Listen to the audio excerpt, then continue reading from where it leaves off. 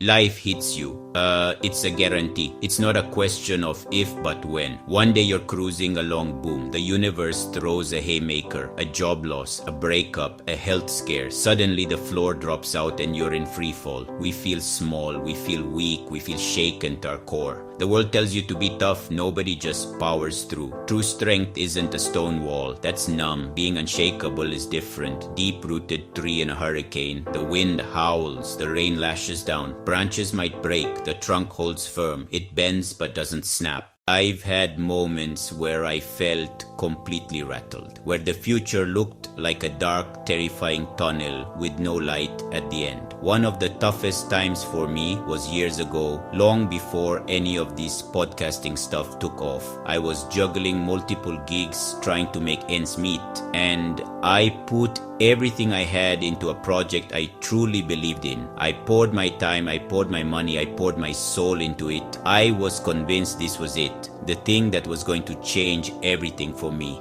And then, in the span of about a week, it all fell apart. The funding was pulled, the partners backed out, it was over, the failure was brutal. It wasn't just the financial loss, which was significant, it was the hit to my identity. For weeks I was in a fog. I'd wake up every morning with this heavy, sinking feeling in my chest. The voice in my head was relentless, telling me I was a fraud, that I'd messed up, that I'd never recover. Why did that simple 3-point plan work when my big ambitions had failed? It's because our brains are wired to resist massive, overwhelming change. When you tell yourself, I'm going to completely transform my life starting tomorrow, your mind freaks out. It's too big, too abstract. Too much work. That's why New Year's resolutions almost always fail. The secret isn't to go big. The secret is to go small. So small that it feels almost stupid. So small that your brain doesn't even register it as a threat. A small step is easy to start. You just do it. Can you walk for 10 minutes? Yes. Can you write down one sentence? Of course. Can you send one text message? Easy. Because the barrier to entry is so low, you actually do it. And every time you complete a small step, you get a tiny hit of dopamine. It's a positive feedback loop. These small wins build on each other into momentum. Action builds habit, and habit builds a foundation of strength. The first battleground is always in your head. When you feel shaken, it's usually because your mind is running a loop of negative thoughts. I'm going to fail. I can't handle this. Everyone thinks I'm an idiot. These thoughts feel huge, like undeniable truth. They're not. They're just sentences your brain is producing fueled by fear. The first habit is to stop letting these thoughts run the show. You have to externalize them. You have to name your demon. The moment you catch yourself spiraling, stop. Write it down exactly as it sounds. For example, I'm going to lose my job and end up homeless. Get it out of your head and onto the page. See it for what it is, just a collection of words. It immediately starts to feel less powerful. Once you've written it down, you challenge it. Is it an absolute fact? No, it's a fear. It's a possible outcome, not a present reality. Okay, that's the fear. What's the reality? Name it, question it, dismantle its power. Your mind and your body are not separate entities. They are one interconnected system. When your mind is stressed, your body feels it. Your shoulders tense up, your heart rate increases, your breathing gets shallow, your body goes into fight or flight. You can't think your way out of that state. You have to move your way out of it. The second habit is non-negotiable. Move your body, especially when you feel shaken. It's a physical reset button for your nervous system. Move for 10 minutes. Not a grueling workout or a marathon. 10 minutes of deliberate movement. Walk, dance, stretch, jump rope, shadow box. The type doesn't matter. Moving does. It burns off the cortisol and adrenaline flooding your system. Done consistently, it's profound. 10 minutes can change your entire state. It breaks anxiety. It clears your mind. It releases endorphins. You'll finish calmer, more centered, more capable. Don't wait to feel like it. Motivation is a myth. Make it a rule. Key. When overwhelmed, I move for 10 minutes, no excuses. When we're in a dark place, our instinct is to retreat. We isolate ourselves. We don't want to be a burden. We're ashamed to admit we're struggling. This is a trap. Isolation is gasoline on anxiety and depression. We are social creatures. We need connection to survive.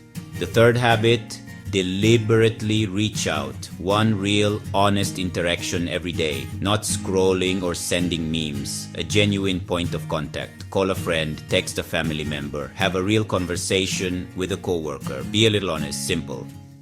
Man, I'm having a rough day today. Or, I've been feeling a little off lately. One sentence of vulnerability is enough. It breaks isolation and lets pressure out, like opening a valve on a pressure cooker. Make this a priority. Your real friends and family want to be there.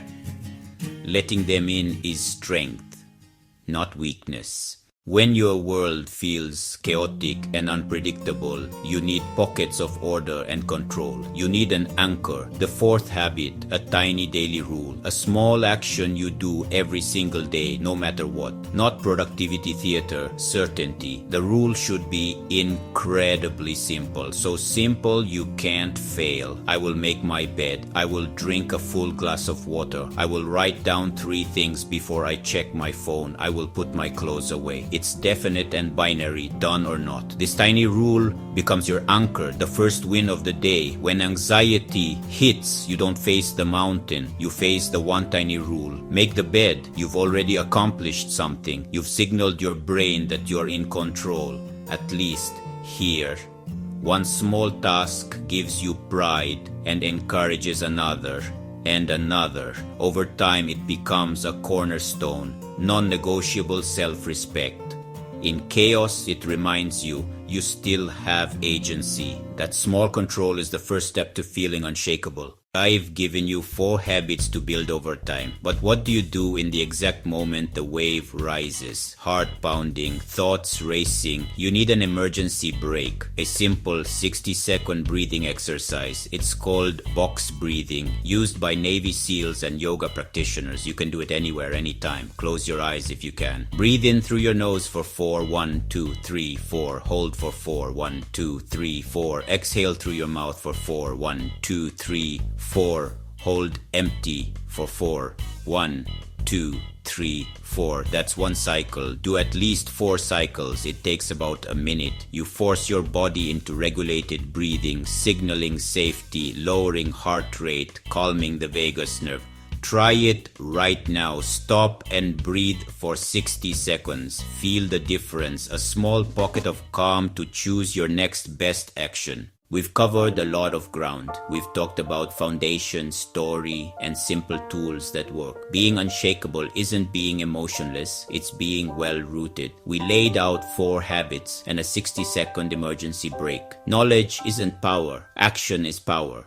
The path is small, consistent actions. You are building a fortress inside yourself. Every walk is a brick. Every named thought is a brick. Every connection is a brick. Every anchor act is a brick. 1 is infinitely better than 0. Your mission for the next 10 minutes. Do 1 habit just once. Choose 1 thing. Take the first small step. That step is your declaration. You are taking control. Keep laying bricks. Soon, no storm can tear you down.